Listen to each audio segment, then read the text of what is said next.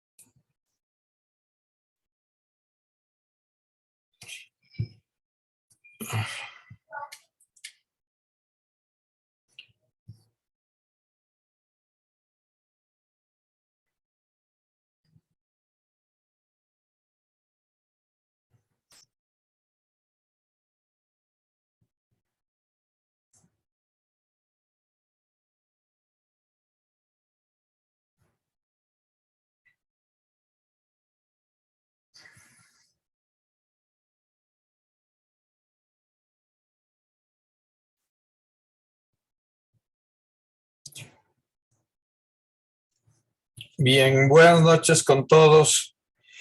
Por favor, les pido que prendan sus cámaras para tomar la foto del registro de la clase para la evaluación. Entonces, por favor, les pido que prendan sus cámaras para tomar la foto del registro. Y continuamos.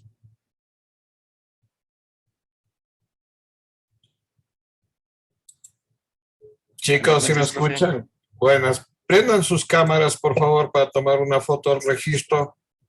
Buenas noches, Carlos, sí le escuchamos. Buenas noches, gracias. Buenas noches. Buenas noches, chicos.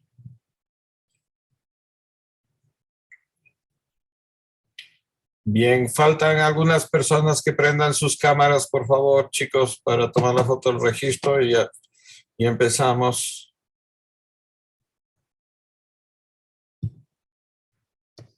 Carlos Párraga falta y Ana Cristina, por favor.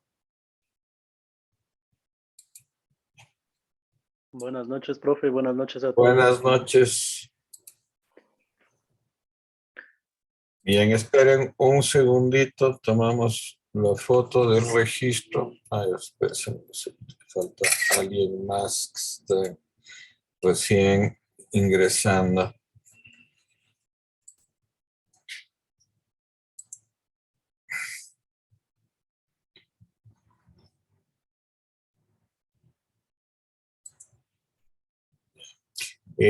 Juan, que se acaba de integrar, por favor, prendan sus cámaras para poder hacer una foto de registro.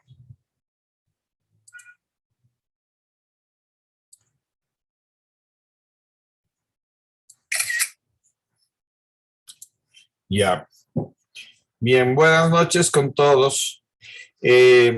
Primero, algunas cuestiones formales con respecto a las tareas. Algunas personas me han enviado tareas donde no ponen los nombres de quién es la tarea. Entonces, a las personas que hayan hecho eso, tienen que volver a enviar colocando su nombre, porque imagínense, somos 30 personas en el taller y yo cómo voy a saber de quién es al descargar todas las tareas.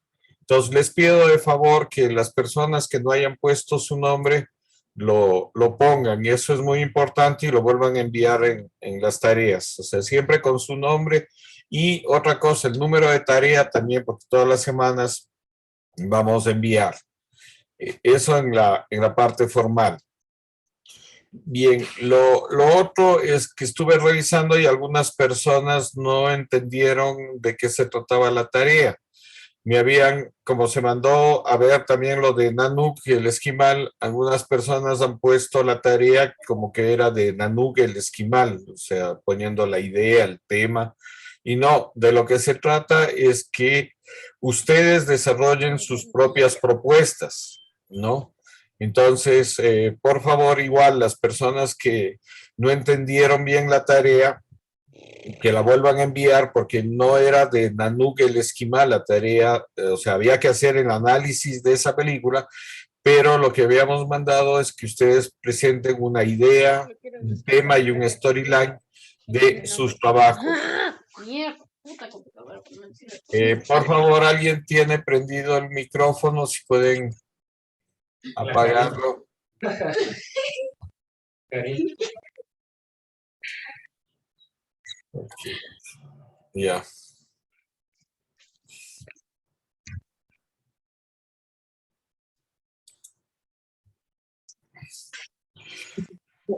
Bien,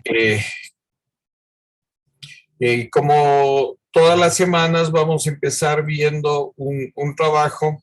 Quiero presentarles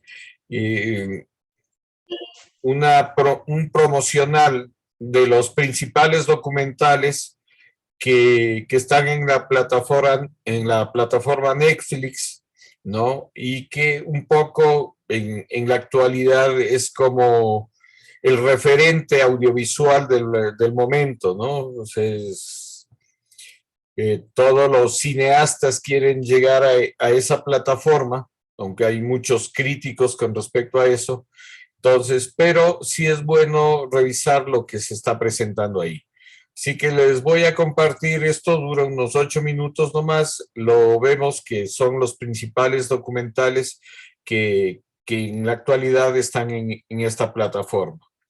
Revisamos esto y continuamos con la clase.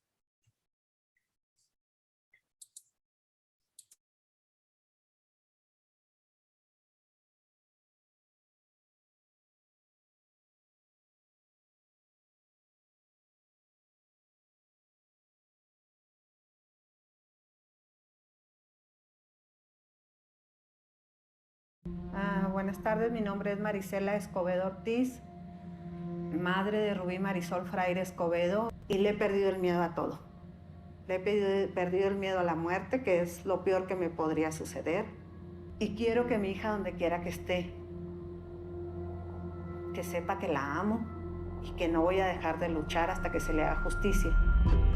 Los latinoamericanos no solo habitamos el mismo continente, hablamos el mismo idioma o tenemos una historia en común. También compartimos los retos a los que nos enfrentamos día a día en nuestras sociedades. Es por eso que les presentamos 8 documentales disponibles en Netflix que analizan problemas sobre violencia, política o narcotráfico en Latinoamérica.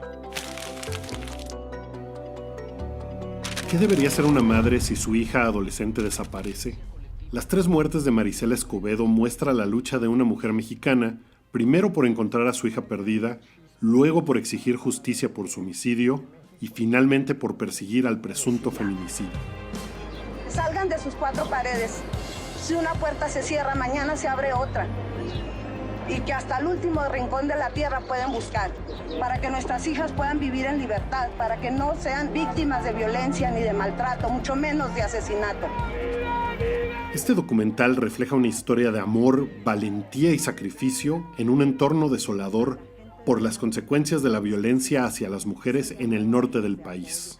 Yo me vine a dar cuenta que Maricela Escobedo es un símbolo de lucha en Chihuahua, en México, en Ciudad Juárez. Es un símbolo.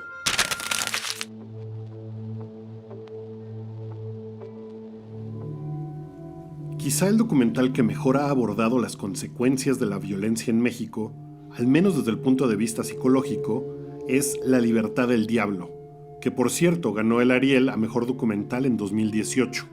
El director Everardo González recoge los testimonios de mujeres y hombres enmascarados, que han sido víctimas de actos de violencia, que han tenido familiares violentados o que han sido ellos mismos los perpetradores de estos actos. Si quieres dinero, si quieres pasarla bien, entonces te tienes que involucrar demasiado, tienes que hacer lo que se te dice y como te digo, ese es lamentablemente lo que hacemos, recibir órdenes. Somos especialistas en recibir órdenes. Cuando hay una orden, entonces te deshumanizas. En verdad no piensas en el hijo, en el padre, en la madre de esta persona. Las secuelas de la guerra contra el narcotráfico dejan de ser encabezados de periódicos y se convierten en historias de personas cuyas vidas han cambiado para siempre. Y hablando de guerra contra el narco, nos trasladamos hasta Manaus, Brasil, una ciudad amazónica en la que el presentador de televisión Wallace Souza dirige un programa que persigue las acciones de la policía contra narcotraficantes y delincuentes. Poco a poco Wallace va obteniendo más poder e influencia, hasta que logra convertirse en el diputado con mayor apoyo en su región. El pueblo lo aclama, sin embargo, algo misterioso ocurre en su programa.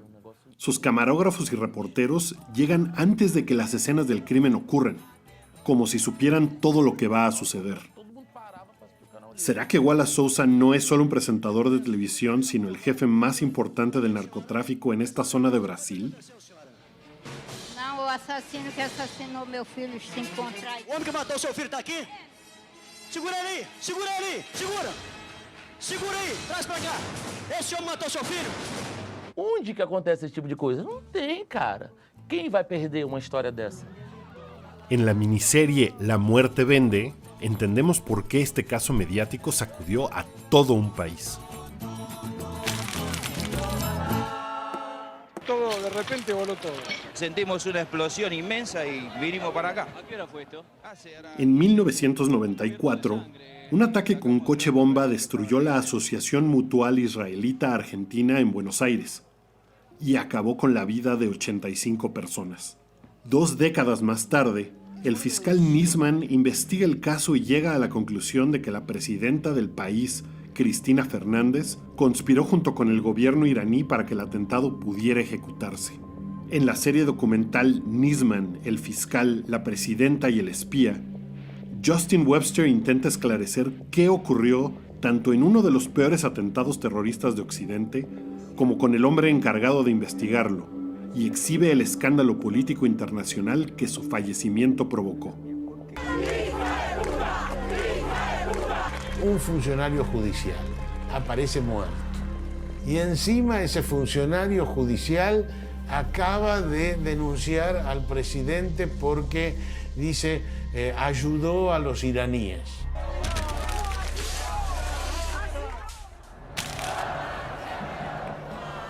Y hablando de documentales que abordan escándalos internacionales que involucran a presidentes, llegamos a Al filo de la democracia, una pieza de Petra Costa que fue nominada al Oscar en 2019. Petra relata en primera persona el Brasil que le tocó vivir en la infancia y cómo fue que Lula da Silva inyectó nueva esperanza a una sociedad profundamente desigual, atosigada por la violencia y la corrupción.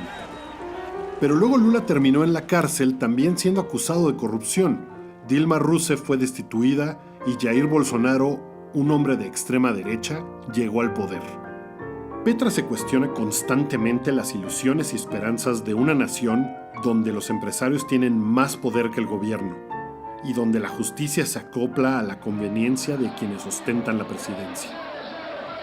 Eu e a democracia brasileira temos quase a mesma idade. Eu achava que nos nossos 30 e poucos anos estaríamos pisando em terra firme.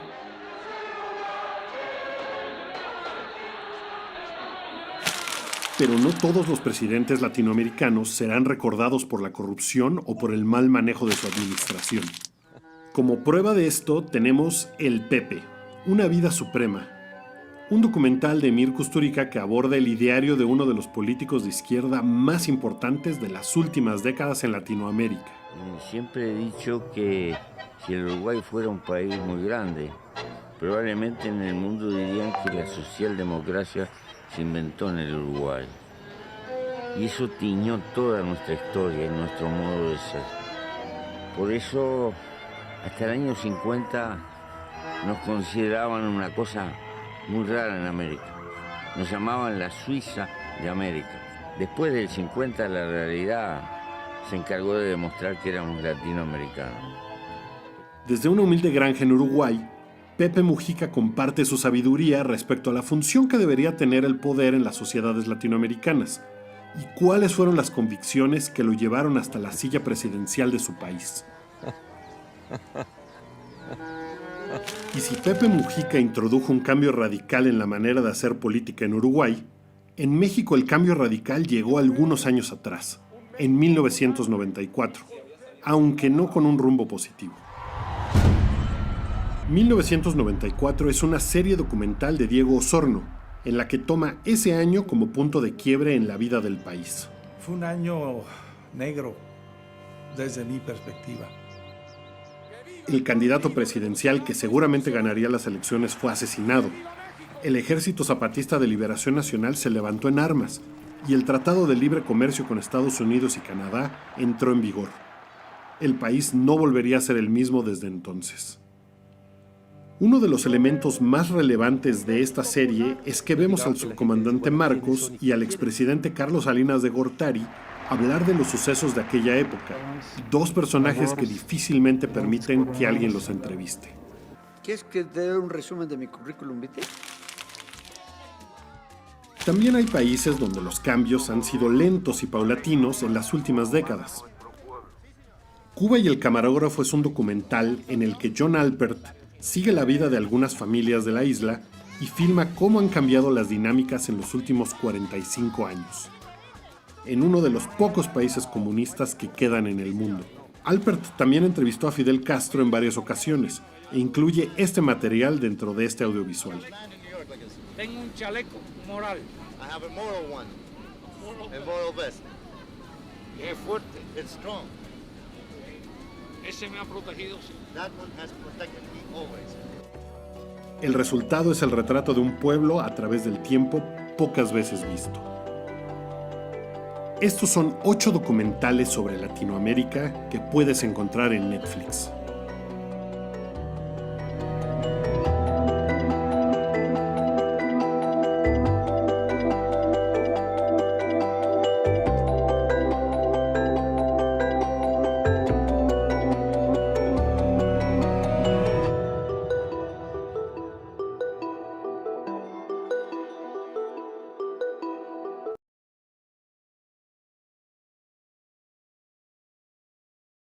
Bien, eso les quería enseñar porque creo que es importante, ustedes que quieren hacer documentales, ¿no? Ver en qué contexto estamos a nivel mundial y en este caso latinoamericano. Uno siempre, yo creo que tiende que a aspirar a no solo hacer un documental para que le vean sus amigos, sus panas, sus familiares, sino que uno debe propender a que sus trabajos se vean internacionalmente, a tratar de entrar en el mercado, no solo Netflix, no es la única plataforma, pero digo, sí hay que tratar de hacer trabajos que se pueda visualizar a nivel internacional, ¿no? Ecuador, si bien a nivel de algunas producciones ha logrado estar en algunos festivales importantes, y es reconocido por sus trabajos documentales, creo que sí hace falta mayor rigurosidad al abordar los temas y también que comencemos a meternos a competir en un mercado internacional, no solo quedarnos en un mercado local, ¿no? Sino que creo que es importante eso, entrar dentro de esos mercados. No es fácil, el trabajo es muy arduo, complicado, pero no imposible. O sea, uno sí puede llegar no solo a las plataformas, sino a los festivales o también a ciertos circuitos de documentales que son importantes. Bien, quisiera preguntarles si alguien ha visto alguno de esos trabajos que se mencionan acá. ¿Alguien ha visto alguno de esos trabajos? ¿No? Bien. ¿Algunos? Sí, solo uno de los 8. ¿Y a cuál? Las 3 muertes de Marisela Escobedo. Ah, ya. Bien. ¿Alguien más ha visto algún otro trabajo de esos? Bueno, es importante si tienen chance de ver esos materiales. Yo voy a ver que tengo alguna cosa, creo que el del Pepe Mujica lo tengo. Entonces vamos a tratar de verlos, o si no les doy el link de en qué plataformas fuera de Netflix se puede revisar estos materiales. Pero es importante también que si ustedes quieren ser documentalistas, vean documentales. Es la mejor forma de aprender. Es como un escritor que no lee, nunca va a ser un buen escritor. Igual un cineasta que no ve cine, nunca va a llegar a ser un buen cineasta, o igual un documentalista que no ve documentales, no va a saber por dónde van las cosas o dónde está el contexto internacional. ¿Quién me puede decir qué fue lo que más les llamó la atención de este video que acabamos de ver sobre los documentales? ¿Qué es lo que más les llamó la atención o qué trabajo les impactó más? ¿Quién me dice?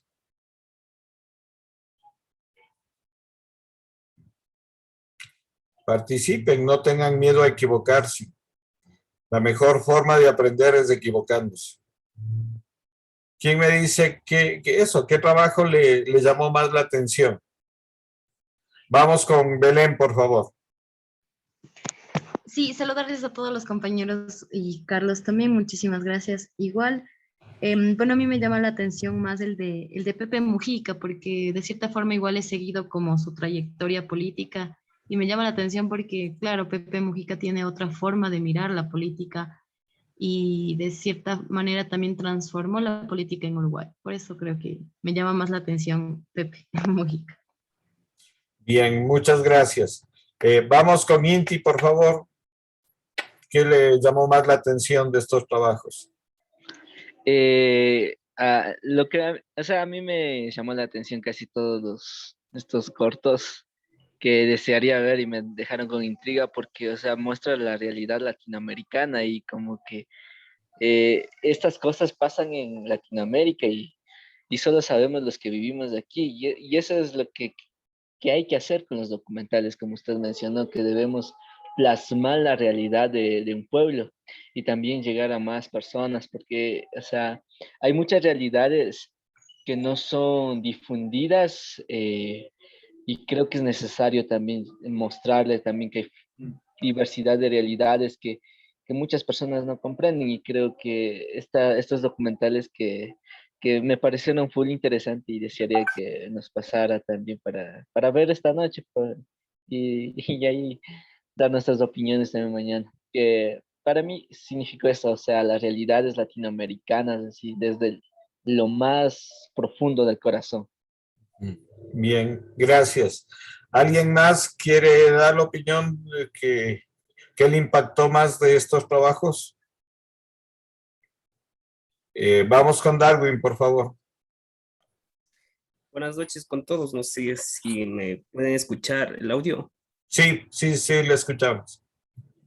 Y creo que, a ver, algo que me llamó la atención es que creo que la mayoría de estos trabajos estaban referente a la violencia y a la guerra. Y creo que algo que me llama la atención y es que hasta la actualidad sucede es que la violencia y la guerra es consecuencia de los poderes políticos, de la ambición política, eh, los atentados que tienen entre países y prácticamente es la consecuencia de esto. Creo que la mayoría de los trabajos se veía este tipo referente a este tipo de violencias y guerras. Ujú. Bien, gracias. Vamos con Diego, por favor.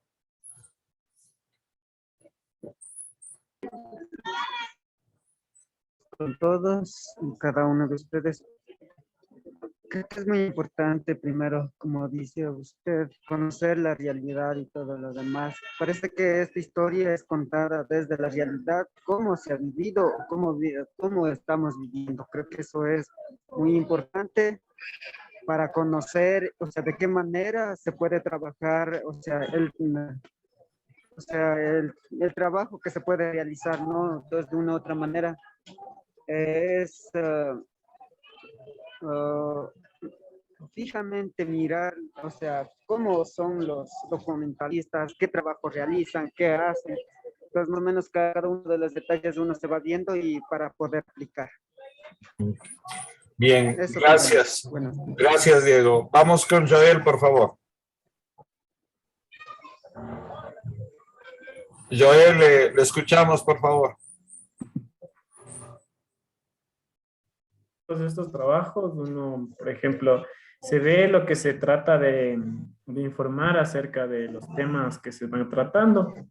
Y bueno, como quien dice, el objetivo del documental es transmitir todas las ideas a través de imágenes, y con eso también me refiero a que, por ejemplo, y es importante también la música y, como decir, los momentos para mandarla, porque, por ejemplo, en estas músicas son sonidos un poco más, dependiendo en estos trasfondos de política y todo eso, se lleva un poco más de música, un poco más, como digamos, calmada. Entonces, yo creo que eso es lo que se trata con la música también, de transmitir un sentimiento de ahí, de acuerdo al tema que se va tratando. Eso también creo que es muy importante para poder transmitir ese mensaje y también dar un plus al documental y a las imágenes y al audio. Ujú. Bien, gracias, Joel. Sí, todo lo que han dicho es importante, pero ¿por qué creen ustedes que, además de que son temas actuales, que como decían son temas que de pronto tienen que ver con la violencia, ¿por qué creen que estos documentales hayan interesado a una productora norteamericana, a una plataforma norteamericana como Netflix, y les hayan financiado realizar estos documentales? ¿Qué creen ustedes que estos realizadores, estos documentalistas, lograron vender, si quieren la palabra, para que les puedan financiar estos trabajos? ¿Qué creen que, además, claro está, de la temática, qué creen que es lo que hace que estos documentales hayan podido salir de su barrera, de sus países, y, como les repito, una plataforma internacional como Netflix les haya financiado y comprado estos trabajos? Vamos con Inti. Le escuchamos. Sí, lo que yo percibo cuando compran estos documentales es porque la mayor parte del mercado también de Netflix es en Latinoamérica, y están vendiendo están vendiendo su forma, su ser, o sea, el sentimiento de un pueblo también que puede identificarse con cada una de cada uno de estos documentales. O sea, he visto algunos documentales de Netflix que están dedicadas al Imperio Inca y eso, o sea, eso llega al mercado peruano como que es algo mío, es algo nuestro y como que me pertenece, o sea, hace el quererme decir que lo que se hace en Latinoamérica y salga en Netflix me pertenece a mí también, en la pertenencia de los trabajos, de eso es lo que yo siento al momento de que llegan estas plataformas digitales. Sí, tiene mucho que ver con eso, ¿no? Netflix se ha dado cuenta de que si puede vender en cada uno de los territorios estas historias, para ellos es eso, es un negocio. Pero hay algo más que quiero que ustedes mismos analicen. Vamos con Joel. Le escuchamos. Bueno, pues estos documentales me imagino que son muy vendidos por lo que cuentan la verdad, porque lamentablemente nosotros tenemos restricción a la libre expresión. Bueno, no en todos los casos, pero más o menos trata de contar la realidad de lo que se vive en Latinoamérica. Y también son documentales que a veces, como quien dice, son también un poco difíciles de hacer, ya que no todos pueden entrar a diferentes territorios. A veces Latinoamérica también es muy peligrosa y mostrar eso al mundo creo que es lo más llamativo. Creo que entre más peligroso sea las tomas, más va a vender, porque es difícil de hacer esas tomas en lugares que no se puede acceder al público así de simplemente. Por eso creo que también se vende un poco más. Eso nomás. Ya, gracias, Joel. Vamos con Belén, por favor. Bueno, yo creo que llegan a plataformas así muy grandes porque simplemente son historias bien contadas. Eso creo. Sí. Ese es el secreto de cualquier producto audiovisual. Una historia bien contada. Por eso es que debe haber más de 2,000 documentalistas que aplican, o muchos más, 5,000 que aplican a muchas plataformas internacionales o nacionales sus proyectos y no todas se venden, no todas llegan. Y es eso, es la historia. Justamente es eso, la historia. ¿Qué historia estamos contando? Porque cuando vimos, por ejemplo, este pequeño demo, ¿no? Nos queda la intriga, nos queda la curiosidad de qué trata este tema, que quiero ver esta historia. Son historias que enganchan, ¿sí? Y eso es importante, y uno tiene que aprender como documentalista a vender su historia, ¿sí? Que esa historia sea vendible, que esa historia sea interesante. Es como, el contar la historia es como contar un chiste, como contar un cacho. Hay gente que sabe contarlo muy bien y nos tiene entretenidos, nos hace disfrutar. Pero hay otras gentes que no saben ni cómo contarlo bien, ni cómo armar cosas que cuentan el chiste y ni siquiera les entendemos. Nos quedamos en las mismas. Igual pasa con esto, ¿sí? Uno tiene que aprender a contar bien sus historias. Y el contar bien las historias significa estructurarlas bien, ¿sí? O sea, en el guión, en la dramaturgia, no hay ningún secreto, ¿no? No hay ninguna alquimia oculta. Es simplemente eso, estructurar bien su historia, ¿no? Y eso es lo que vamos a aprender en este curso. Estructurar bien nuestras historias, que sean vendibles, que sean contables, que sea una historia interesante. Y empezamos justamente con este trabajo que yo les mandé, la idea, el tema y el storyline, ¿no? Así es como empezamos todas las historias, y eso es desde que los griegos comenzaron a desarrollar sus dramas, sus epopeyas, sus tragedias, ¿no? Empezaron a estructurar las historias de una forma que sean contables. Y más atrás, como les decía en la clase anterior, el hombre de las cavernas que se sentaba frente al fuego, lo que hacían en la noche es contarse las historias. Y seguramente había uno mejor que otro que podía contar esa historia, que podía narrar esa historia. Entonces, esa forma de contar, de narrar la historia que nos viene desde la antigüedad y también vienen de nuestros antepasados. Nosotros, especialmente los pueblos andinos, somos pueblos orales.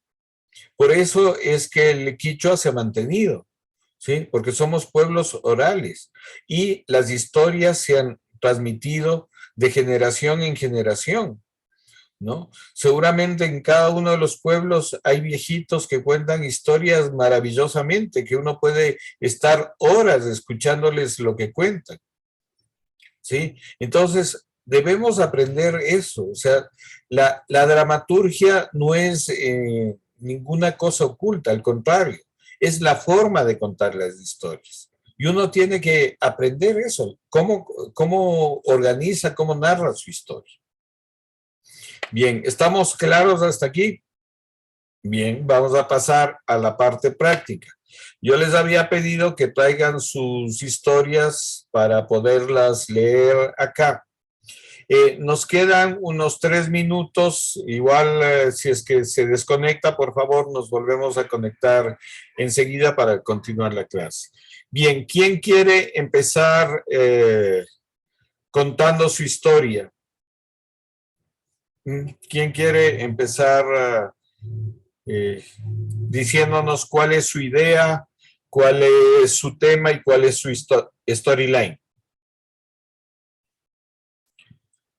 Bien, ¿quién empieza?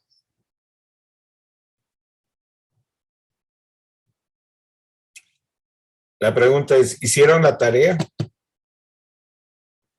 Sí, algunos me mandaron, entonces. Eso les digo, quiero que me cuenten sus historias. Fíjense, y este ejercicio que vamos a hacer, esto cuando uno trabaja ya internacionalmente, es lo que se conoce como el pitch. El pitch es una reunión que le dan a uno 5 minutos con, sean los productores o sean los jurados de estos concursos o de estas plataformas, y a uno le dan 5 minutos para contar de qué trata su historia. Y ustedes tienen que aprender, si quieren eso, llegar a mercados internacionales, a vender su historia en 5 minutos, a saberla contar, narrar bien, y eso, y que le guste a un productor que pueda financiarles sus historias. Bien, vamos con Diego, por favor. Listo, profe. Buenas noches a todos los compañeros y también a usted. Bueno, no creo que tengo los 5 minutos, tengo uno. Pero vamos. Yo me concentré más y focalicé más o menos la idea del proyecto del documental. Es en el sector empresarial, que creo que cada vez la cultura ecuatoriana va avanzando. Y además de la historia, además del folclore que tenemos como país, creo que también está la cuestión de un poco del crecimiento económico del país, enfocado a personas, a personajes, porque creo que hemos acostumbrado un poco a la gente a documentales de historia, lo cual es perfecto y cada vez hemos mejorado más, pero ¿por qué no buscar algo más? Ahora enfocar, inspirar a la gente a través de documentales, de historias de personas y de empresas que a través de un sinnúmero de procesos lograron incluso aportar al crecimiento de un país. Como un documental, técnicamente desconozco la palabra de este tipo de documental, pero es obviamente una puesta en escena de algo que ya sucedió con una serie de entrevistas que transcurren durante el documental. Entonces eso es lo que se basaría la idea argumental de todo de este proyecto, que